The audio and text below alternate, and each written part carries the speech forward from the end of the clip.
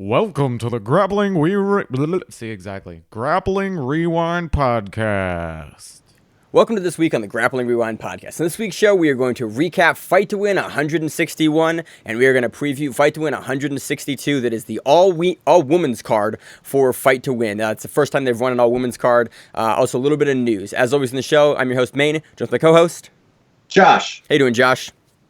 Doing well. We are once again doing it remote, so once everyone's vaccinated, we're going to go back to in person, but until then, audio is going to take a hit, and we're going to do the best we can with it. Yeah, fun weekend of fights. We got to watch Conor McGregor take on Dustin Poirier.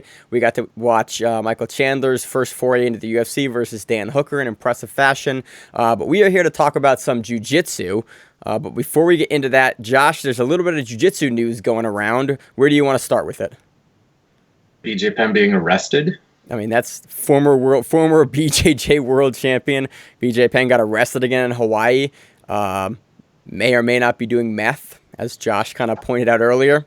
There were some rumors on that thread that said he's been doing the meth. Yeah. So not really jiu-jitsu related news, but like former world champion news. Let's see. I have nothing else on that aside from like, yep, that's a thing that happened again. Yeah. So, in other news, Third Coast Grappling has announced that they are moving over to Fight TV in the pay-per-view model. They have a really fun card coming up, I think at the beginning of February, or middle of February, I'm not quite sure. For the next 2 years, they're going to be exclusively on Fight TV with the pay-per-view model. They're leaving Flow Grappling for now and going into that venture. So, we will see them over on Fight TV for their upcoming card. I forget actually what their next card announces, but I know it's coming right down the pipeline relatively soon, Josh. It'll be interesting to see how everything goes production wise and how they're going to, what they're going to charge and how it's going to run and things like that. I think that a lower price entry point would probably be a good start, and if they can get the amount of people that they need, then they can like up it a little bit, or maybe like do it low, because Third Coast runs a lot of cards. Maybe they do it low, and then they're really big cards, they charge a little bit more money. I don't know. It'll be interesting to see how it works. Yep. Who's number one has been announced for February 26th. We have Craig Jones, a bunch of other folks on the card. Should be a fun card. We got BJJ Stars 5 coming up here in a couple weeks. The heavyweight, is it light heavyweight, Josh, or is it heavyweight? Do you remember? Heavyweight. What'd you say? Heavyweight. Heavyweight. All the names for that are announced. I think Zach and I broke that down a couple of weeks ago. Should be a really fun card. We're going to preview that here in a couple of weeks. Also some great super fights on that card. Any other BJJ news that we have, Josh? Unless you want to consider that it's official that podcasting BJJ superstar Maine Miller will be getting married this year. No. All right. Yeah, I mean, yeah, you got to save the date. So, yeah, we'll see how the vaccinations all play out. We found out today that the Moderna vaccine also covers all the variants for COVID, which is sweet. Regardless, I'm going to get the first one I can. So, yeah, hopefully we're going to get married eventually. And me and my beautiful fiance, not Josh and I, hopefully. Already married. I think that's that's a weird thing. Yeah. That you got to go through. But Maryland is kind of backwards, so yeah. maybe it'll work. So, yeah, that's happening. Let's see. I thought we had another piece of news, and I've completely, Josh has just derailed me. I didn't know we were going to talk about that in the news section. Josh, what am I missing here? I don't know. I think that was it. Okay. No other news. Let's move on. It has been a very interesting week for Josh and I, to say the least. Let's move right into a recap of Fight to Win 161. I miss you, Josh. Headlined by Roberto Cyborg Abreu defeating Tim Spriggs and retaining the Fight to Win black belt no-gi super heavyweight title. Josh, where do you want to start with this match? At the end, because the double leg that Cyborg hit? Yeah, that was the thing. Like, the whole match was a lot of pushing, and Spriggs actually pushing the action for the majority of it, trying to go for takedowns. He went for one and he got caught in a front headlock, and then he got tripped. Yeah, it was similar to the headlock that we saw him hit on, or we saw Cyborg hit in the final of Third Coast on my Maidana, I think. Might have been Felipe Andrew. But that, like, 10-finger guillotine, it was kind of reminiscent of that. And then Cyborg comboed that into a trip. And then, the majority of the 10-minute match was on the feet. Well, it was a whole lot of pushing. And then, like, the very end, Cyborg just kind of runs into him and knocks him over. And Tim Spriggs did, like, a sort of Imanari roll. And, you know, he was trying to get the action, but it was not a very exciting match. Yeah, definitely on the slower side. Again, one thing I thought was really interesting here is that we see Cyborg continue to go to that double leg and that straight up run you over blast double. We see him use that. The more I see him do that, he uses that in like every single finals match we ever see him in. I'm really interested to, like, maybe it's just us because we watch so much fight footage, but I'm honestly really shocked that he gets away with it as much as he does. I mean, I think that the game planning that he uses to actually hit that and how he sets it up is pretty brilliant because he gets you, he stalls you, I think is the right way to put it. He stalls you out and you just like, you try to get stuff going, and he just stops you, stuffs you. And then you can't really take him down. You can't really get action. Then people will start to lean on him more towards the end of the match. And then all of a sudden, he kicks it into that next gear and just runs you over. And you're literally just not ready for it. And Cyborg has been waiting to do that for you for the entirety of the match, ready to do that whenever he could. And I think it just catches guys off guard more so than anything because we see it like consistently work, consistently with the same setup. He does it the same way. And then he has a competent enough and a technically sound enough blast double that if he surprises you with it, he's also fast and athletic and big. All of those things come together into pretty much an unstoppable blast double at that point in the match versus all of the competition he's faced. He's just good enough at it to take most people down. If you're his size and you have decent wrestling, I don't think that would work. But again, I can't think of a guy that we haven't seen it work on. I mean, we saw it work on Hulk. We didn't see it work on Rodriguez because ain't no one going to stand with Nick Rodriguez. And has Cyborg ever faced... He tried to do it to Buchecha and it did not work. Okay. Has he ever faced Orlando Sanchez? Probably. Did they fight? They didn't fight in the super fight because Galvao was the champion and was still in the super fight. I swear to God that he did it to him as well. But regardless, Cyborg takes the decision here. That was functionally all of the action in the match aside from the pushing, but I thought it was very interesting to watch Cyborg, just given how many times we've seen him throw this up in the finals in a title match. It is very interesting, and I'm curious because we haven't seen a whole lot of counters aside from like he couldn't do it to Buchecha, who was a human wall of meat. Yeah. So next match, Josh. Anything else on that one? No. Actually, sorry. Who do you want to see Cyborg face now in the fight to win rule set for the super heavyweight title? Like, who do you want to see him defend that against now? We can come back to this if you don't have a name in mind. Honestly, just like someone that is going to push him towards the edge the entire time. Like, it'd be cool to see him go against like Rodolfo. That'd be pretty sweet. I want to see him versus Jimenez. Max Jimenez. Oh, Max Jimenez. Oh, okay. Yeah. I thought you were not Roberto. Sorry, him and Roberto Jimenez have already fought. But I want to see him versus Max Jimenez because I feel like Max is just such a giant that would be a very interesting stylistic matchup in Nogi. Yeah, that's interesting. I think they fought before. I thought they fought at Nogi Worlds, and I think Cyborg might have got the better of him. Hugo might have also had to face Max Jimenez. I forgot how that went, but I think that's an interesting matchup stylistically, just given how Cyborg tends to win these matches.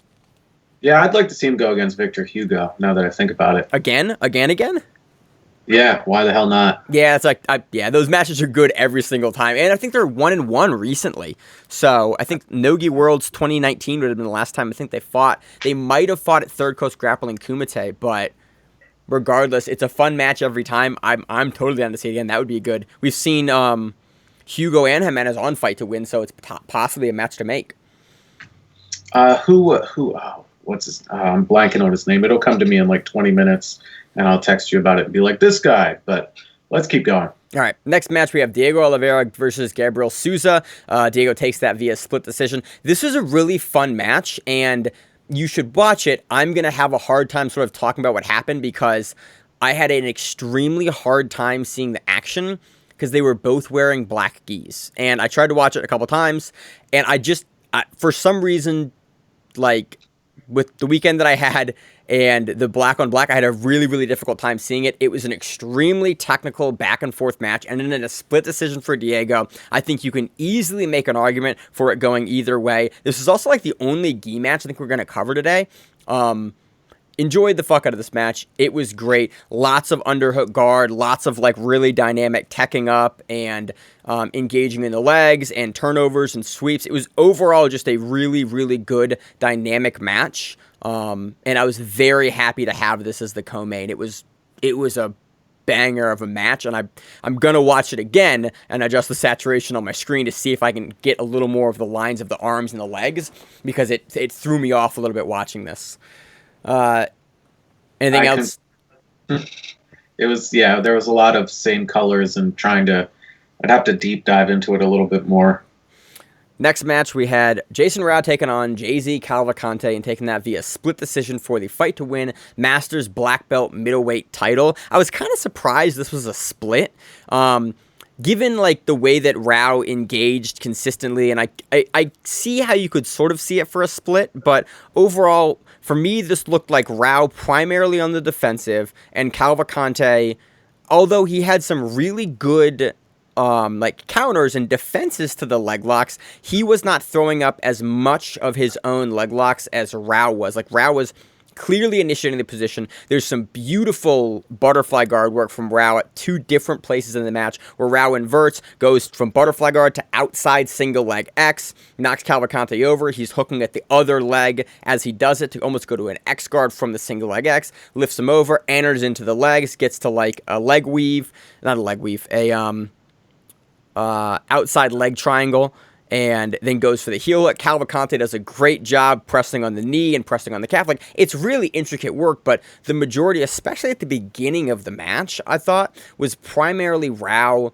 on the offensive, and Cavalcante showing some great defense work, but it sort of mirrored heel hook attempts, toe hold attempts, straight ankle attempts, but Rau was usually the one that was sort of dictating the role, where the role was going to take place. And so in my eyes, that gave him, for me, a pretty clear, straight decision. Yeah. You know, when you're rolling the way that you have to defend something, it's going to look like the other guy's doing a better job at attacking the limb. So, you know, you give it to Rau, that's fine with me. Like, I'm not upset about it. If, you know, the rules are submission, they're geared towards getting the submission. So even if it looks like both are going for it, like, if you're rolling away to escape, I would give the points to the other person, or the person that's forcing the roll in that direction. Yeah.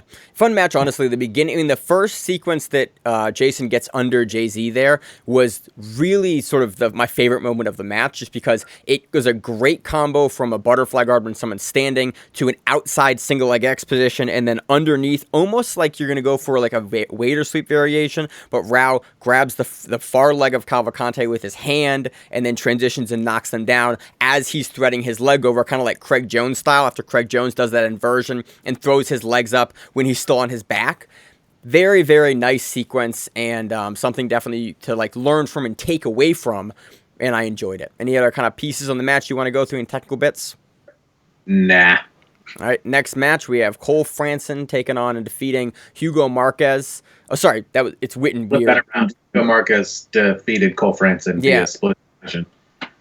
That's weird. It's written. Yes, have his name twice. Yeah. Are you looking? Yeah, okay. Yeah, I'm looking at the flow results here, and I'm going, that's a weird way to write that. It was a pretty interesting match. Hugo, like, pushed the pace pretty much the entire time.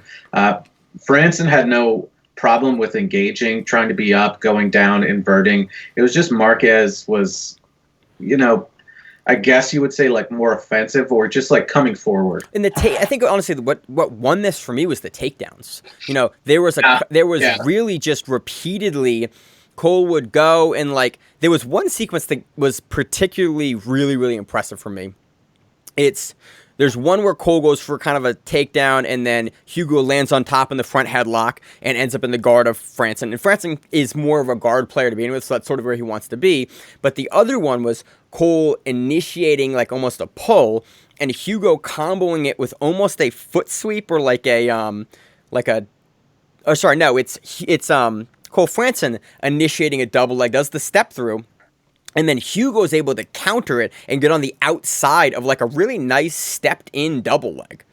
And it was a very quick, nice, almost like down block counter that you just don't usually see executed that well in jiu-jitsu. It's not something typically, even at the black belt level, that you see in someone's repertoire to have that ability to counter a double leg that's in that deep, that has the drive, that has the leg behind the lead leg, the back leg, and pushing over. It was a really nice counter from Marques, and that was sort of the tone of the match, was the countering of the takedowns and then the initiation of his own takedowns there.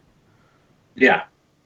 And, you know, it was just watching it back again this morning, like at one point Marques kind of like pushes him back, and Franson looked like he stepped on his own foot. Like, you know how you twist your ankle kind of and it like folds under? Yeah. And he stumped. I was like, oh God, I hope that's okay. But, you know, he had great defense when it came to being on the bottom and not letting anything get past. Franson did. It was very technically good match. It was just, again, Marques just pushed that pace and just was like trying to find something that Franson didn't allow. So next match we have Tex Johnson defeating Arnaldo Maidana via, it's listed as razor arm lock. I think that's one way to call it. I call this a violin arm lock. It's an arm lock I absolutely love. I talk about it all the time. But it was from like a triangle setup. This match was what, Josh? But yeah, it was interesting because, you know, again, Tex, as he is now, is enormous.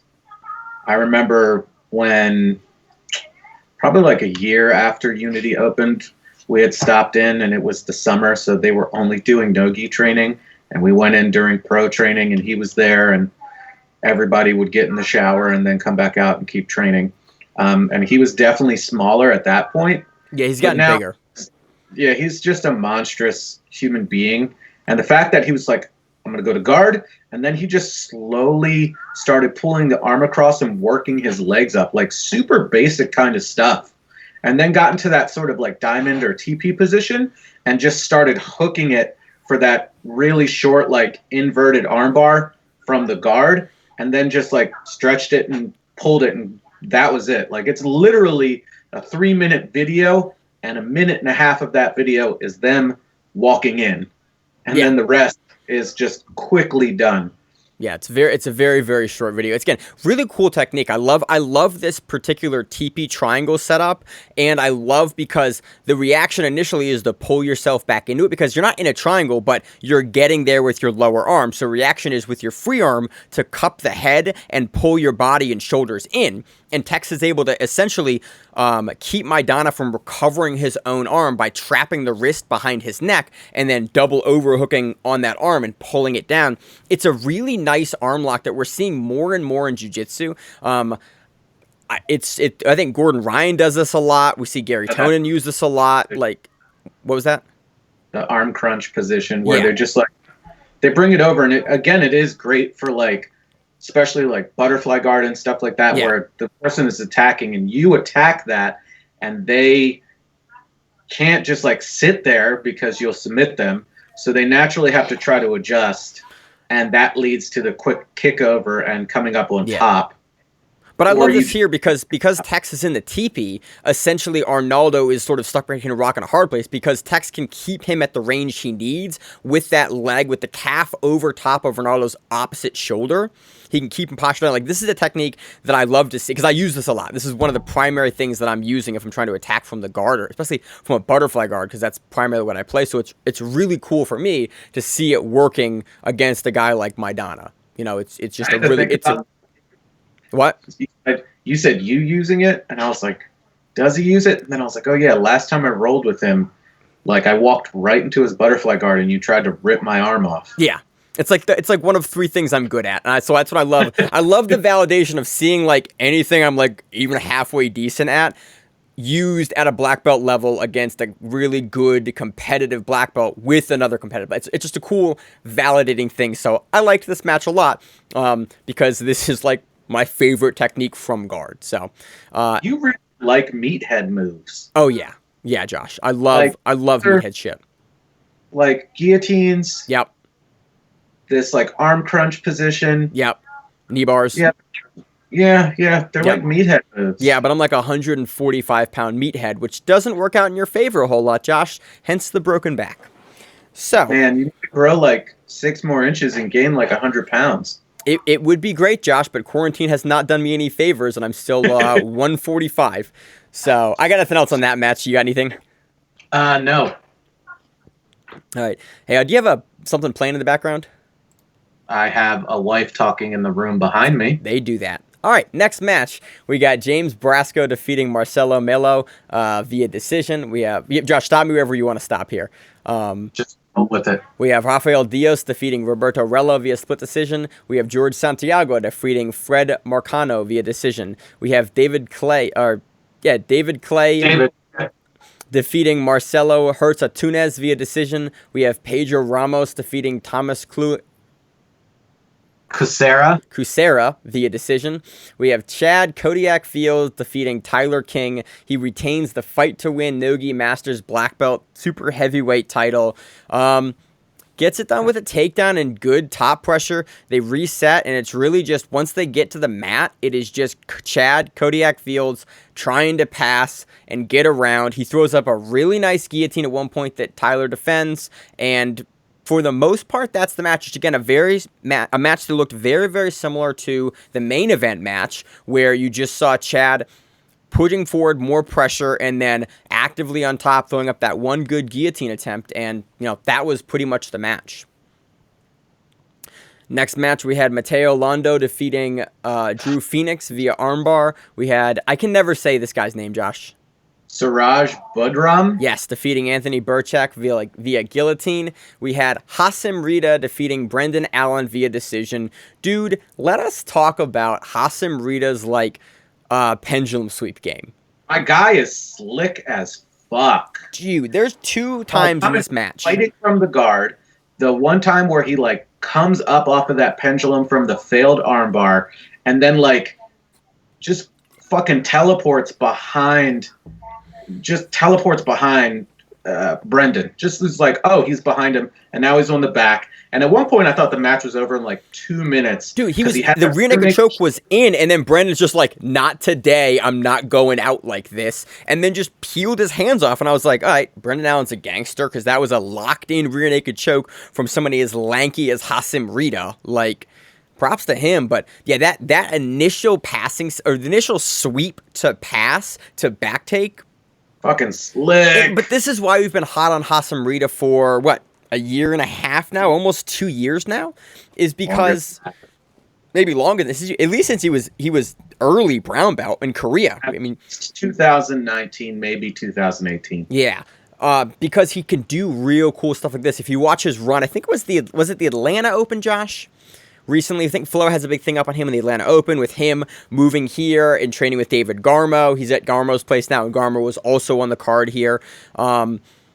Dude is slick. The way that he executes both of these pendulum sweeps. Also, what do they call it, Joe? What's the other name for him? Flower sweep? Flower sweep, thank you. I always call it a flower sweep, and then I've been recently calling it the pendulum sweep because I've been teaching it, and I don't know why. You don't see it done like this. He's super lanky, so he has just extra body to get underneath you, but the way he inverts out of the first one and the way he recovers after Brendan tries to stuff the second one is phenomenal.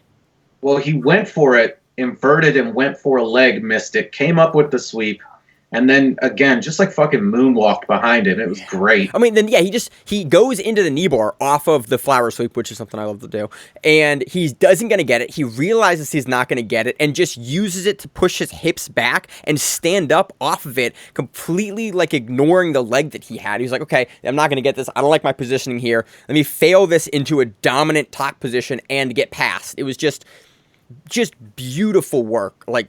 Super impressive jiu-jitsu, super smooth and slick. But that's kind of the stuff we know from Carpe Diem. Like, that gym is just a technical gym in which you're going to see that stuff from all of those guys on a regular basis. And he was there for what? A huge portion of his career. Wouldn't it be nice to be like 6'3"? Josh, wouldn't it be nice to be 5'9"? I am 5'9". Yeah, I'm not. It would be great to be 5'9", Josh. Yeah, being 6'3" and lanky would be awesome. I'd be happy with 6 foot even. Yeah, Josh, 5'9", just saying. That's still 2 inches for me. Yeah, so great match, really good. I think is this the first or second time he's been on Fight to Win? I think this is the first. I remember it's his first time. Yeah, so look out for more of Hassan Merida. Again, I'm super happy he's now in the U.S. We're going to see him more frequently. We're going to get to cover him more frequently. Very excited to see who they throw him up against next because he's a very, very fun grappler, and he's got a finishing style. Like, he's a guy that's usually going for, like, I'm trying to finish you, and you can watch his little not a documentary, but they did a little piece on him at the first Open he did in America, where he basically runs through his division, aside from, I think, the finals of the Absolute, and they show every single one of his submissions, and it's this nice dynamism of different submissions at play, and it's overall just a really, really cool piece. Check out Hassan Merida. Watch him on Quintet, because he's fun on that, and super happy that he's over here, and we get to cover him more frequently. Anything else on that, Ash? Yep. Next match, Orlando Castillo defeating Ricky Slameglia via decision. Rodrigo Gortri defeating Michael Rodriguez via knee bar. And the last black belt match, David Garmo defeating Adrian Benavidez via decision. Garmo looks good here, playing on top, really active, just dynamic. Again, I'm happy to see. I think Garmo, we're seeing more of him than we've seen in the past. I think he's traveling more now, which is cool in the U.S. That Agi that he hit. Slick. Yeah. Slick. Yep. He's another slick guy. Like he's got real good technique. It's cool to see him on the Fight to Win more frequently now and like get a chance to cover him. Look out for more David Garmo. All right. Anything else on those black belt matches, Josh? Nope. Do you want to read the results or want me to read the results? I'll read them. On to the brown belt results. Anthony Hine defeated Alan Cazal via decision. Michael Miguel defeated Blake Rubin via decision. Adrian Alcina defeated Delano Taylor via split decision. Marcelo Bruzo defeated Ruben Holloman via Americana. Antonio Zuauzo, screwed that one up, defeated Vinicius Furio via heel hook. Ari Poland defeated Renad Gonzalez via collar choke. On to the purple belt results. Gabriel Meese defeated Sam Eckstein via rear naked choke. Gabriel Costa defeated Thad Jean via split decision. Chanson Bateman defeated Hector Carrillo via bow and arrow choke. Andres Perez defeated Igor Raj via decision. Corbin Sains defeated Manato Alci via decision. Nicholas Oganezov defeated Felipe Valentim via decision. Mikhail Fondoro defeated Chase Taylor via 10-finger guillotine. Oscar Rosa defeated Alexis Solis via decision. Breno Rodriguez defeated Richard Hernandez via decision. Carmichael Leyva defeated Joseph Barocas via decision.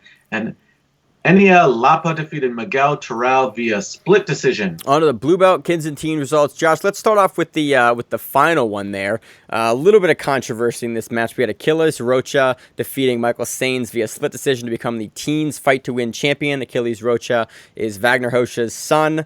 Got a little pushy at a certain point in the match. Got a little kicky. Pushy, and then fights broke out. Yeah. And then more fights broke out. Somebody punched Seth. Seth said he was going to put a brick through their window and shit on their mat. By the way, the best response to starting a fight at somebody else's thing is, hey, we're going to come to your place. We're going to break the window and defecate all over the place. That's some next level gangster shit right there. Yeah. Honestly, the match was fun. It got a little bit heated, to say the least. Towards the end of the match, actually, there's a little breakdown online you can watch. You can watch the match. Honestly, technically a very entertaining match. Very, very well-matched teens champion match. We don't cover the champions for the teens a lot, but we cover Achilles and actually Michael Sains relatively frequently, so it was a very, very good match.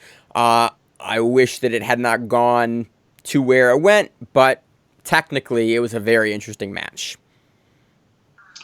Yes.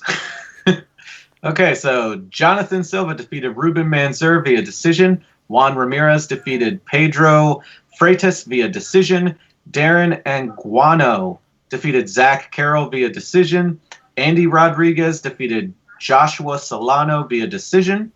Kyle Noblet defeated Dino Juklo via Darce. Raymond Page defeated Anvar Boynazarov via split decision. Why am I so good at that name? And I can't say other names. Josh, I'm not the name guy, man. I can't judge. I'm not gonna throw stones in a glass house on this one. I'm not the name guy. Danny Diaz defeated Diego Rivera via decision. Dante Rosenberg defeated Robert Pelton via split decision.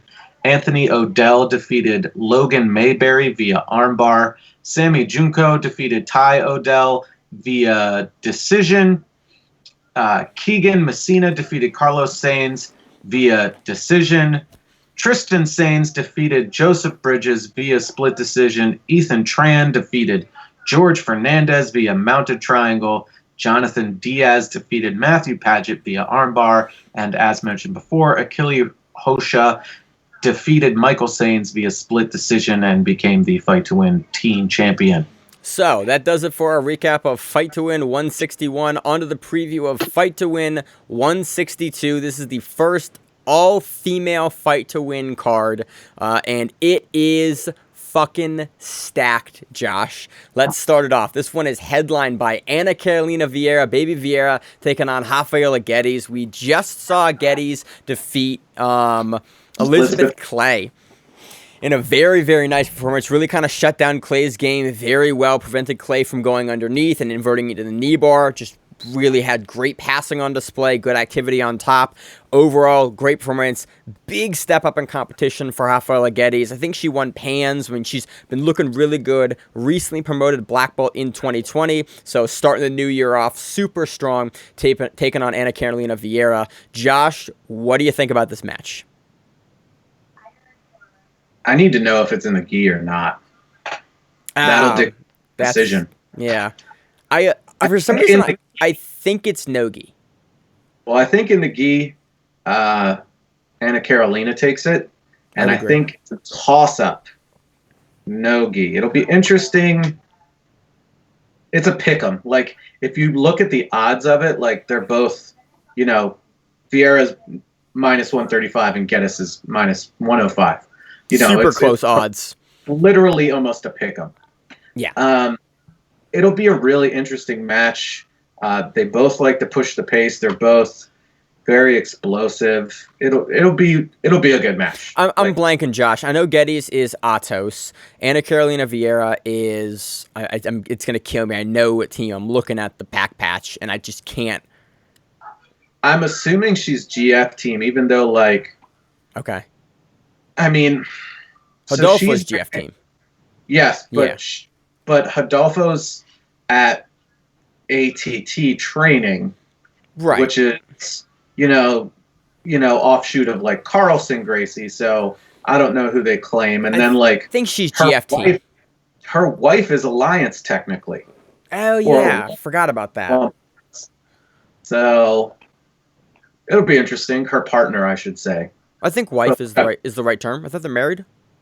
Yeah, they're married, but I don't know if it's wife and wife, or you just go with partner. I think it's wife. Yeah. I think that's the correct term to use. I could be incorrect about that. If I am, someone please let me know. I think wife is the correct term. I'll go with partner because it's safer. All right, partner then. Again, super. It'll be a good match. Like, yeah, I'm really excited. This whole black belt, like the whole list of black belts was like, wow. And also thinking about it, like looking at this past week's card, there was no females on that card.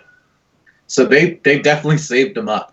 Which is cool. I mean, I'm down. Like this is a really exciting card. So this matchup, what I'm looking for in this matchup is we know what Ana Vieira. I'm very familiar with Ana Carolina's game.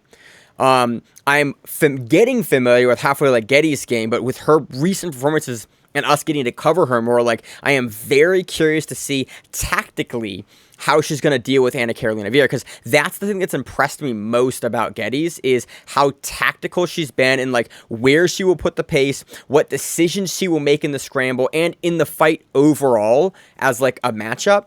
She's impressed me to a huge degree, like of consistently making the right decisions, where it's like you definitely can go down this path, but it's more risky, and then electing to go down like the safe route that will win you the match, but not necessarily safe as in boring, but safe as in tactically what you should be doing in that moment. And so go back and watch the Elizabeth Clay match if you want to see that to a T, knowing how dangerous Elizabeth Clay is on the legs. Like that match really gave me a much better perspective for the tactics that Guedes has. So very, very excited for this match. She's a very slight underdog here. And I would agree with that. But again, like Josh said, a pick 'em. So great main event. Next match, we have Tubby Alequin taking on Nathalie Ribeiro. Josh, what do you think about this one? Tubby's good. Tubby's really good. But I think, again, when we say there's levels to the game, I think Tubby's on like the A tier, and Nathalie is on like the S tier of competitors. Yeah. Like I think, and it's not taking away anything from Tubby, because also she's also beaten people where I was like, oh, she was supposed to lose. Oh yeah. So she can play spoiler. I mean, she plays spoiler very, very well. It kind of reminds me of Norwegian guy, Langaker. Oh, okay. Where it's like Langaker, like at any point in time can play spoiler. It's like, oh, you weren't supposed to beat that guy in the bracket. You can tell how the bracket was made, and then Langaker comes and like, bro, I'm Tommy Langaker. Very similar for how I kind of picked Tubby Alequin matches, where it's like she can get outpointed in places and get kind of controlled, but she can have bursts of explosiveness and really come out and like, I'm not going to use the word punch up, but in essence, sort of punch up into positions where you didn't expect her to be as dominant and as controlling for that upper level of like athlete. That's why like the odds have this one as a bit far for, in the favor of Nathalie Ribeiro. This potentially could be a much closer match as well. Like I see Tubby trying to actually slow down the match and really probably keep it in the guard for a big piece of the match. I'm looking for Ribeiro to be passing, potentially be able to get around the guard, but I see Tubby being able to recover that and maybe force a half guard game. What do you think, Josh? Again, I need to know if these are in the gi or not. For some reason, I assume that this is a gi match. Like we typically see Tubby in the gi. We typically see Ribeiro in the gi, correct? As far as I can remember, yeah. Okay. Off the top of my head, that's what I see. I think it's going to be in the gi. Again, I'm going to give the edge to Ribeiro, but I think she's going to really push the pace. Like she's going to up and try not to allow Tubby to play guard, slowly bring it to a pace. I think she's just going to like come in mean and nasty and just go. Mm-hmm. Yep. So it should be fun. Next match, Hannette Staack versus Luanna Alzuguir. What do you think? Some old schooler ladies. This is a really fun match. Again, a really super close match odds wise. If you're not familiar, have we covered Hannette Staack on the show a couple of times, right? Yes. Well, she's like, again, when I was getting into jiu-jitsu was when like she was winning world championships, and I want to say that Hannette is bigger than Luanna, but Luanna is also like not cutting down, but they're both world champions. They're both great competitors. It'll just be interesting to see like how it goes. I'm curious if we're going to see a more old school style game here from both grapplers, or if we're going to start seeing like some, not forays, but more into the kind of current meta for the heavier women's weight classes here. I don't know. Like, and again, like me saying that they're like Hannette is big is not like, oh, she's a heavyweight. No, that's not what I meant. Right. But it'll be interesting to see what happens between the two of them. Like, I love this match just for like nostalgia reasons alone, because they're both multi-time world champions. They're both great competitors. So it'll be interesting to see the outcome of it. I wish, honestly, all of these matches were in the gi. Yeah, like kind of. The Guedes match is the one that I would love to see in no-gi, just because I'm super curious. I want to pick for West Coast Trials for Guedes. I want to like kind of have more information about her no-gi game ahead of that event, because I'm super curious to see if she can win the women's West Coast Trials at above 60. That's right. That's really fun. I want to see Guedes in no-gi as much as possible. But yeah, pending ADCC, I think all these matches would be really, really fun in the gi. She being above 60? I mean, if you're taking on Elizabeth Clay is not below 60. You know, I don't think she's below 135. I mean, so that's like 132 pounds. Yeah, I don't think above 132. I mean, she might be able to make the cut. What was that, Josh? Sorry, I cut you off. She had normal weight classes in like the women's division, and you could like spread it out a little bit more. Mo was talking about it. Right, but it's like under 60 and Gabby Garcia. So pretty much, yep. You know, it's I think I would love to see a 55 in there. You know, an under 55 to 60, 60 and above. I think is honestly the best, because then you get the women that are like 105 that are 20 to 30 pounds below the 135 limit. You get the 35, even like, but I think I don't know how much talent you have above 65 kilos. I just think that you'd have kind of a blanketing there above 65 kilos. I think that 55 to 60 weight class would be really competitive. The under 60 would be really competitive. I think the over 60 would be really competitive. Like, it gives you 3 distinct weight classes. Again, it's not quite as spread as I would like to make it. Potentially make like a 54 and then up to like and then maybe like 55 to like 62, 63, and then 63 and above, I think would give you more wiggle room. 50 kilos is 110 pounds. So, you know, there's plenty of like women in the roosterweight and light featherweight division that can probably make that. Now, light feathers 118. Light feathers 118 for women. They can make it. I think it's 118 in the gi, so again 115, but still like they're already cutting to make light feather. I just think that the 55 gives you that little additional depth, puts you up to 120 for ADCC. I just think you would get a stronger bracket overall, without you know that 30-pound weight difference, potentially only like a 20-pound, which again still sucks, but I think that's a more appropriate weight class. We talk about this at length at one of our early ADCC recap shows. If you want to hear us kind of delve deep into this, it's a discussion I love having. I love talking about rules and weight classes. It's, you know, Josh and all the guys on the show know that I will talk ad nauseum about it for a long ass time. But next match, unless we get anything else on this, Josh. Nah. Talita Alencar versus Gabby Mc Comb. Fucking psyched for this match. Alencar is always like just super mean and aggressive in the first, what do you think, half of the match, Josh? Give or take? Yes. Normally the first 5 minutes, but if all of these matches are like 6 minutes long, I think she's just going to go balls. I think this would be probably an 8-minute match. If it's a black belt, it's not a title. Yeah. It's not a title match. So, and it's not AJP, so it would be Fight to Win. It's probably going to be an 8-minute match. We've seen Alencar a lot on Fight to Win in the first 5 minutes of the match, come out really aggressive, and then have a pretty hard fade if she can't get you out of there in the first 5 minutes, and sort of like play a much more reserved game late in the match. We've seen that at Fight to Win, and a couple other super fights she's been on. That's sort of historically how she's played, but a lot of people have a difficulty weathering that first 5 minutes because she's going to come at you super hard. Yes. But I think Mc Comb can weather it. First few minutes. But I think Mc Comb can weather it too.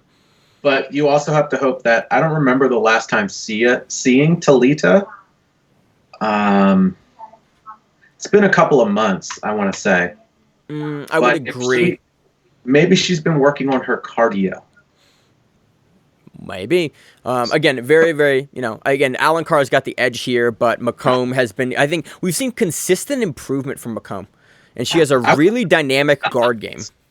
What? Is it Seth that makes these odds? Don't know who makes the odds. I'd be interested to find out the criteria for making these odds. Like, I wonder if it's like against similar opponents or record, et cetera, et cetera. Yeah. So I'm very interested because honestly, I would call this more of like a closer match than what the odds have it. And it's not too far removed. It might be that Alencar has significantly more fight to win matches, former fight to win champion. I think one or two division fight to win champion.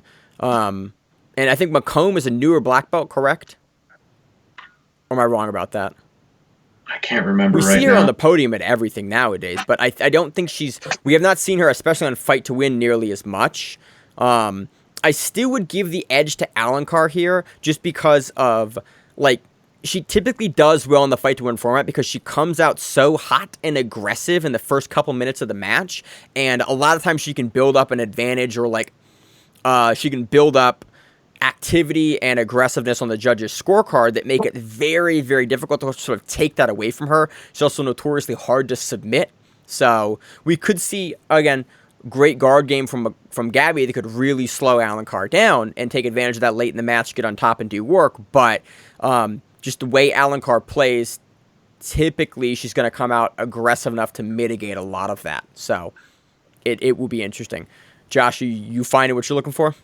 I'm looking for it, trying to, at the good old BJJ Heroes. And it's just, okay. Half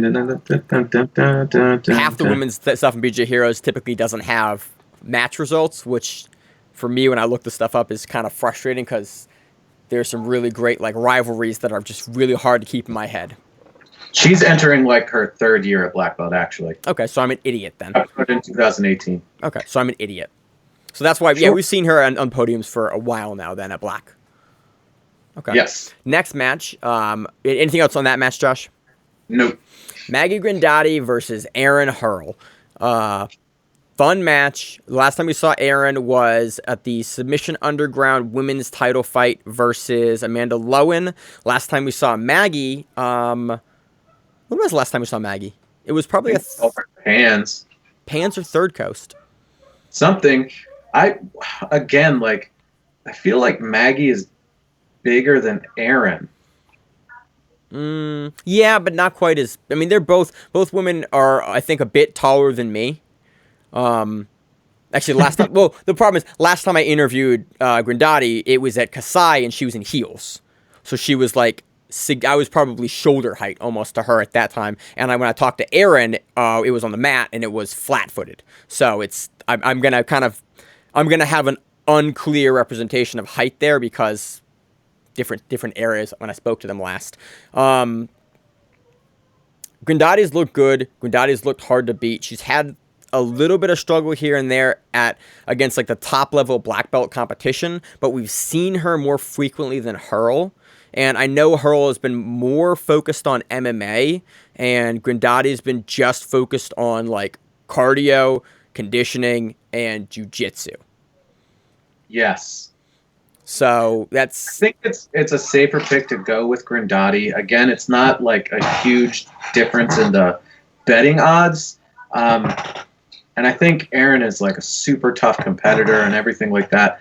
I just think like Grandati's freshness in the sport, in black belt and in the sport in general is gonna give her that foot up. Yeah, I mean, also of all the fight to win experience she had, I mean, we saw her fight in Baltimore. She fought Vanessa Griffin as a purple belt for the brown belt title and won that, and then defended the brown belt title, and then went and I think has she competed as a black belt on fight to win? I think she has, but I don't remember it. So. Sure. But regardless, again, very close match. I'm going to give the edge here to Grindati just because, but just the reasons that Josh said. Next match, we have Fiona Watson versus Mariana Vieira. Yes. Again, like... Haven't seen Fiona Watson in a bit. I haven't seen Mariana in a while, personally. Yeah, and both. I'm trying to think of the last time that we have covered either, and I cannot. Should be a fun matchup. Offhand, I can't pull out anything noteworthy in my head that I can kind of speak to. Honestly, I'm just like super excited that they're doing this, that they're like, nah, we're just showcasing all women. That's it. Yeah, I mean, this is a banger card. This is like, this is the strongest card so far this year. Yes. We've hit a point where you can sustain an entire card from blue belt to black belt with just females. Yeah, that's awesome. I mean, a couple of years ago, that would have been a problem. When we started the show in 2017, that probably would have been like difficult to do. I mean, I don't think it would have been difficult. It would just be getting the people to do it and finding more like competitive matches. Yeah, sorry. You could have filled it. There were enough female black belts to do it, but I think you would have had a lot more like, that's not really like. We would have had, I think, a much harder time previewing it and sounding interested because it would have been much more it would have been much more mismatches. Like this, I'm happy to sit and preview this for another 40 minutes because all of these matches are super compelling. Like all these are really good matches, and that's super exciting that we have an entire card of black belt females and brown belts and lower belts that are exciting, compelling matchups. Like that's awesome. It's awesome that the sport has grown and expanded to that point where there's an entire female card and like with really, really good matchups where I'm kind of scratching my head going like, oh, I have all these questions about how these two are going to match up. And it's like, that's awesome. That's exciting to me as someone that I like watching the females grapple because it looks different and I don't understand it as well. And they're super hard to submit because they're not going to tap to an armbar. Yes. So you want to read through the rest of the cards, the rest of the matchups on the black belt and then a couple into the brown? Yes. We have Ana Nascimento versus Liz Excel. Pamela Bovita versus Ronnie Reyes. Jessica Rodriguez versus Sofia Amarante. That one's going to be That's going to be fun. And this is going to be fun, too. Tara White versus Elizabeth Mitrovic. I think Mitrovic is previously champion. I think at Brown. I think she's former brown belt champion. Very, very fun to watch. We've covered her a bunch, spoken to her. I'm not sure on the show, but I've definitely talked to her in clarification before the show before. That's the last black belt match. Under the brown belts, we have Brittany Elkin versus Stephanie Lee Kopaz. Elkin, former brown belt champion at, was that welterweight? She was the welterweight champion for a while, actually. I think back into 2017 and 18. I think she was the welterweight champion. We saw her defend in Baltimore before. Was it that? I think so. I don't remember. I know Philly. We have unreleased interview footage. Oh yeah, I do. Both of our computers. Yeah. Before we could, figure out what to do with our lives and how we were going to run the show. Many years ago.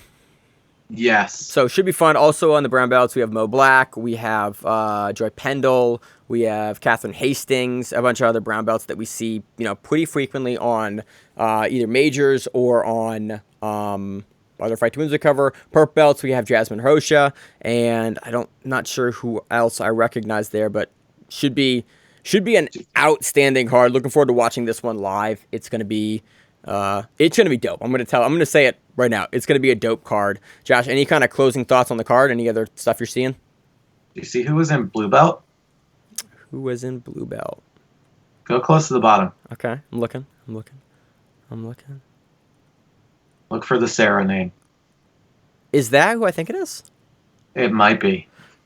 We have Sarah Galvao versus Ana Luisa Fernandez. That might be Galvao's daughter. Because that's kid teens and blue belts. Yeah. And Galvao has been on Fight to Win before. So, he has a good relationship with Seth. So, possibly we got the Hoshas on here. We got Galvao on here. Like, interesting, Josh. You know what also is a super, like, common last name, right? Galvao. Yeah. I want to see if, like, I hopped on Instagram really quick because he was posting a lot of pictures of his daughter working out with him. Interesting. And it'll be, oh, yeah, that's her? That's how her name is spelled. All right. Well, should be a super fun event. Excited for it. Yeah. Josh, I think we don't have anything else to preview. I think there's a couple of cards coming up. I think BJJ Stars is happening in a few weeks, and let me just pull up the events here. I think one of the Arte Suave events is coming up, and then Third Coast is coming up soon, and I can't load the event calendar on Flow right now, so it's just spinning, so I'm trying to fill airtime as I do that. Yeah, Fight to Wins, a bunch of Fight to Wins are coming up. BJJ Stars is taking place on February 6th, and then Spider will happen eventually in the future. NFC is happening in February, and Abu Dhabi World Pro is end of February.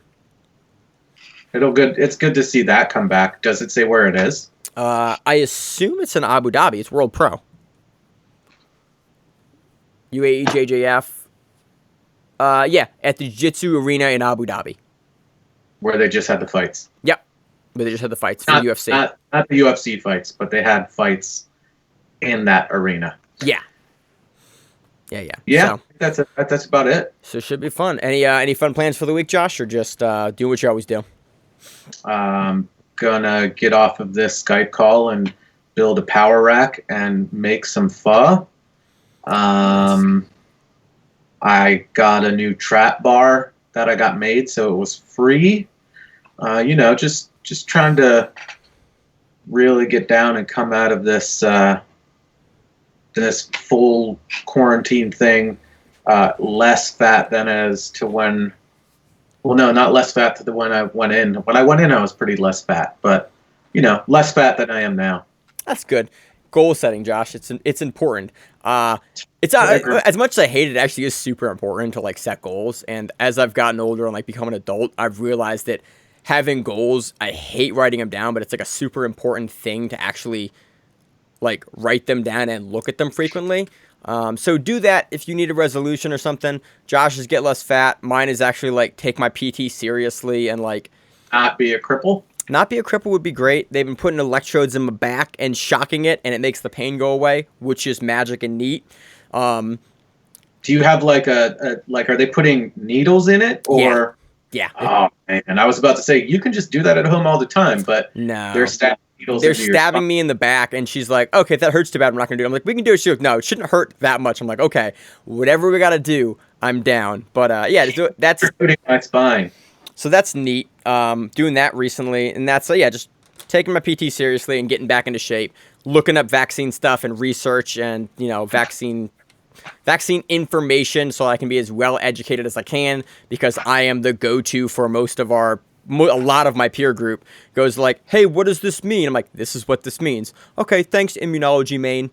And that's what I've been doing. I would still ask Zach before you. Oh, definitely. Yeah. Definitely ask Zach. But Josh, not all of my friends that know Zach. So I'm the budget Zach if you don't know Zach. Yeah, fair point. Even Zach's like, "I don't know this shit. Ask Maine." And I'm like, "No, I'm gonna ask you. You're a doctor. Yeah, you should know this stuff. Actual doctor. So you're a brain doctor, bro. Come on." Yeah. So I got nothing else, Josh. You got anything else? Nope. As always on the show, I'm your host, Mange. I'm the co-host, Josh. And we are the Grappling Rewind. We'll see you on the mats whenever that is. Stay safe. If you like the show, please consider sharing it on Facebook with the folks at your gym. It's the best way that we grow the show, and we really appreciate it. You can reach out to us on email. We also have Instagram. We have Facebook. We have Twitter. We have Google+. Until that shuts down. We have a website.